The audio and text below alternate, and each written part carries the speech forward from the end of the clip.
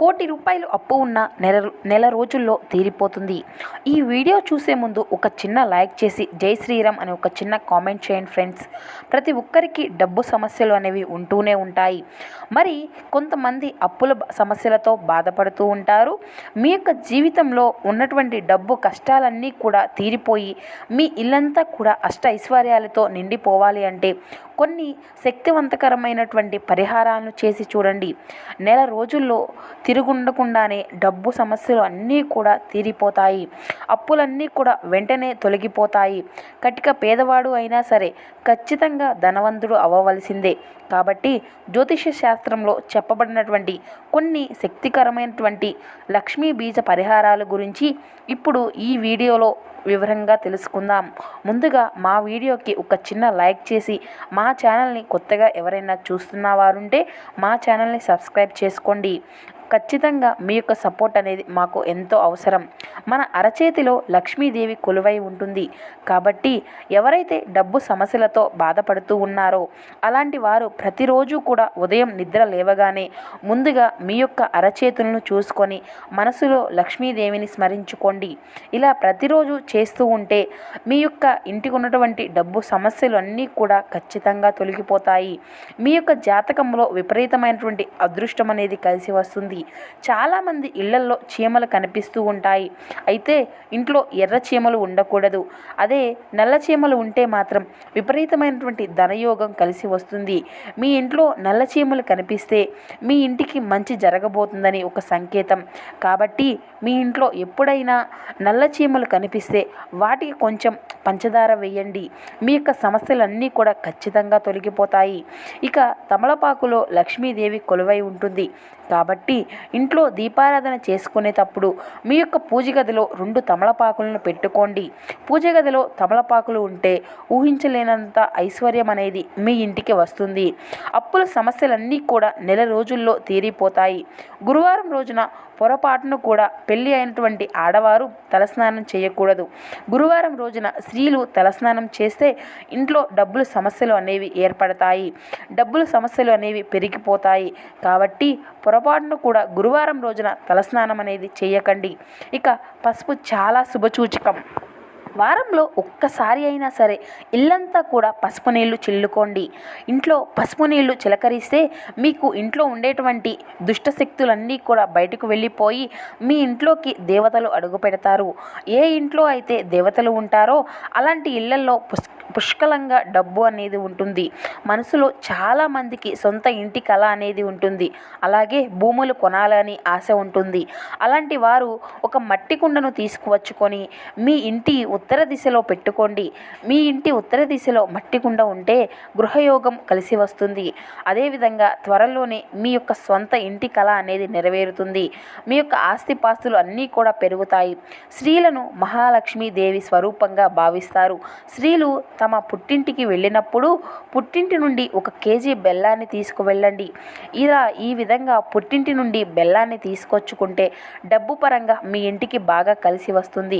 ముఖ్యంగా అప్పులు సమస్యలన్నీ కూడా తీరిపోతాయి. అయితే పొరపాటును కూడా పుట్టింటి నుండి పచ్చళ్లను తెచ్చుకోకూడదు. పుట్టింటి నుండి పచ్చళ్లను తీసుకొచ్చుకుంటే మీ పుట్టింటి వారికి ఎంతో కొంత డబ్బు ఇచ్చి పచ్చళ్ళను తీసుకొచ్చుకోవచ్చు. అదేవిధంగా కళ్ళుప్పుని లక్ష్మీదేవి స్వరూపంగా భావిస్తూ ఉంటారు కదండి. లక్ష్మీదేవి కొలువై ఉంటుంది. కాబట్టి మీ ఇంటి ఈశాన్య దిశలో కొంచెం కళ్ళుప్పును వేయండి. ఇంటి ఈశాన్య దిశలో కళ్ళుప్పు ఉంటే ఆకస్మిక ధనలాభాలు వరిస్తాయి. మీ ఇంట్లోకి లక్ష్మీదేవి అడుగు పెడుతుంది.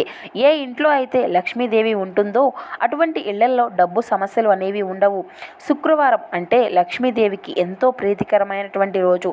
కాబట్టి ఏదైనా ఒక శుక్రవారం రోజున కళ్ళుప్పును కొని మీ ఇంటికి తీసుకొచ్చుకోండి.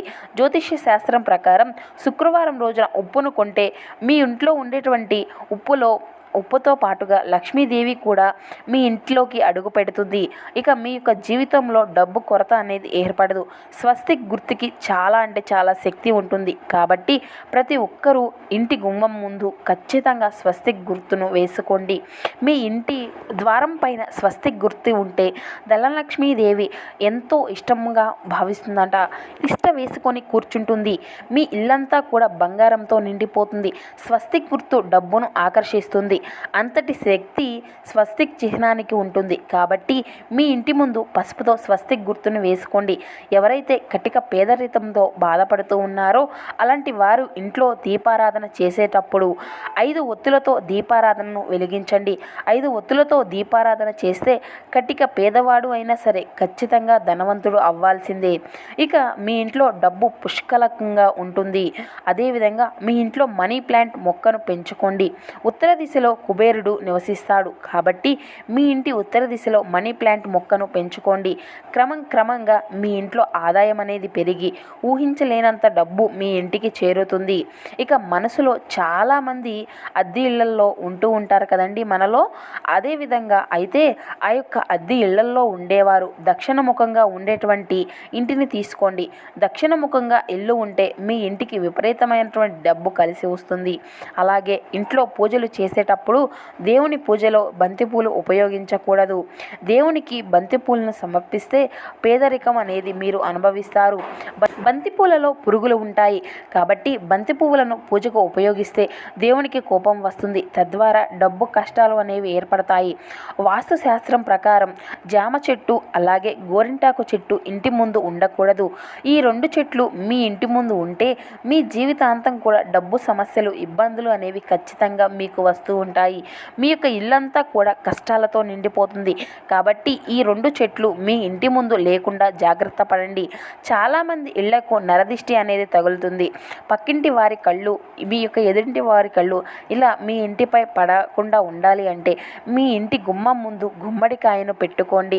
గుమ్మడికాయ కట్టలేనటువంటి వారు ఎరుపు రంగు వస్త్రంలో కళ్ళుప్పు వేసి మీ ఇంటి గుమ్మానికి కట్టుకుంటే నరదిష్టి సమస్యలు అన్నీ కూడా తొలగిపోతాయి.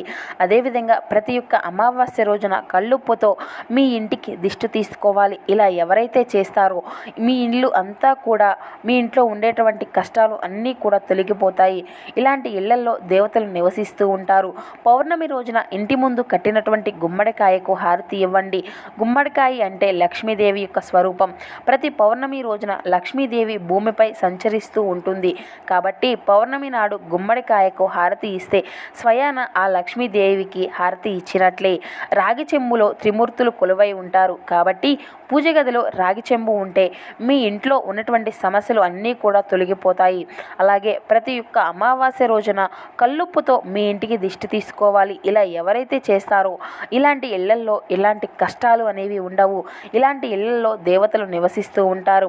ముఖ్యంగా స్త్రీలు తమ పుట్టింటి నుండి మెట్టింటికి గాజులు తెచ్చుకోవాలి. ఇలా చేస్తే స్త్రీలకు సౌభాగ్యం అనేది ప్రాప్తి అనేది కలుగుతుంది. ఇక మీ పక్కింటి వారు ఎవరైతే వచ్చి తోడు పెట్టుకోవడానికి కొంచెం పెరుగు అడిగితే అస్సలు ఇవ్వకండి. పెరుగు అంటే లక్ష్మీదేవి స్వరూపం. కాబట్టి ఎవరైతే మీ ఇంట్లో ఉండేటువంటి పెరుగుని ఇస్తారో మీ ఇంట్లో ఉండేటువంటి ఐశ్వర్యం అనేది నశించిపోతుంది. ఇంట్లో డబ్బు కష్టాలు అనేవి ఏర్పడతాయి. మన ఇంటికి గడపకి లక్ష్మీదేవి స్వరూపంగా పోల్చుకుంటూ ఉంటాం. కాబట్టి ప్రతి శుక్రవారము రోజున ఇంటి గడపకు పసుపు రాసి కుంకుమ బొట్లు పెట్టుకోవాలి. అదేవిధంగా ప్రతిరోజు రాత్రి పడుకునే ముందు ఒక కర్పూరం మీద 2 లవంగాలను పెట్టి కాల్చండి. దీని నుండి వచ్చేటువంటి పొగ మీ ఇల్లంతా కూడా చూపించండి.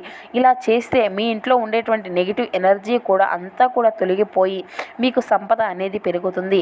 అలాగే చాలామంది ఇళ్లలో నలుపు రంగులో ఉండేటువంటి బకెట్లను వాడుతూ ఉంటారు. పొరపాటును కూడా ఇలా నలుపు రంగులో ఉండేటువంటి బకెట్లు మీ ఇంట్లో ఉండకూడదు. ఇలా ఉంటే మీ ఇంటికి అష్టమ శని దోషాలు అనేవి ఏర్పడతాయి. స్త్రీలకు నెలసరి సమయంలో వేడి నీళ్లతో స్నానం చేయాలి. చన్నీళ్లతో స్నానం చేయకూడదు. ఇలా చేస్తే స్త్రీలు అనారోగ్య సమస్యల నుండి అవి ఏర్పడుతూ ఉంటాయి. ఇక ఆడవాళ్లకు నెలసరి పూర్తి అయిన తరువాత మీ యొక్క చేతికి ఉండేటువంటి మట్టి గాజులు తీసివేసి ఏదైనా చెట్టు దగ్గర పడేసి మీ యొక్క చేతులకు కొత్త గాజులు వేసుకోవాలి. ప్రతి నెల కూడా ఇలా చేయలేనటువంటి వారు నెలసరి పూర్తి అయినటువంటి తరువాత మీ యొక్క గాజులను పసుపు నీటితో శుభ్రం చేసుకొని మళ్ళీ వేసుకోవచ్చు. ఇక ఈ వీడియో కనుక మీకు నచ్చినట్లయితే ఒక చిన్న లైక్ చేసి మీ ఫ్రెండ్స్కి అండ్ మీ యొక్క ఫ్యామిలీ మెంబర్స్కి షేర్ చేయండి. అలాగే మా యొక్క కొత్త వీడియోస్ కోసం వెంటనే మా ఛానల్ అయితే సబ్స్క్రైబ్ చేసుకోండి. Thank you for watching.